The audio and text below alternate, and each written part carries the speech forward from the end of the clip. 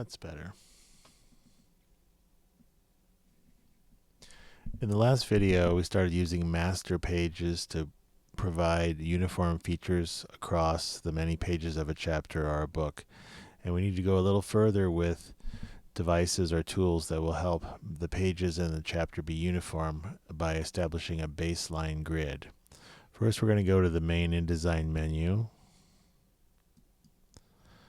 Preferences, and Type. And here we want to make sure that a couple settings are in place. First of all, Smart Text Reflow. That means the text will move through linked text boxes, which we established. We threaded them in the last video. And if there is too much text, it will add pages to the end of the story. We would like this checked, and we would like this setting.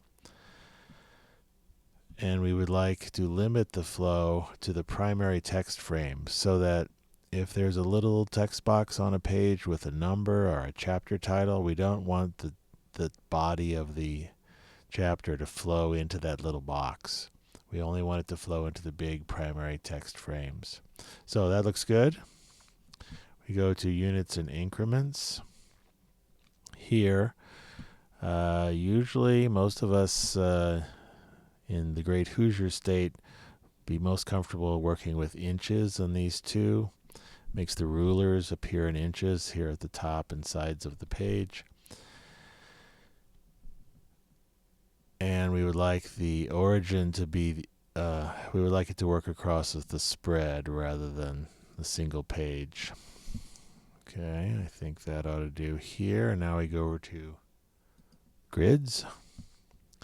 And what we're establishing is the baseline grid. And the baseline grid is the one that type can be set on in an automated fashion. So it can be relative to the top of the page or the top margin of the main text box. So let's say top of the page. Now, the leading is a decision you'll make that you might change later as you refine your design. Let's say for the moment we're going to use, let's say a 14-point grid. And the type will be sitting, it'll be 9-point on 14 or 10-point on 14 or whatever it'll end up being. Later on, if we change it, if we decide 14 is too much or too little, we'll have to go back into the Preferences menu, into the Grids area, and change the increment of the baseline grid. So let's say OK. Now, we go to the View menu. Go down to Grids and Guides and go over to Show Baseline Grid. There ought to be a baseline grid.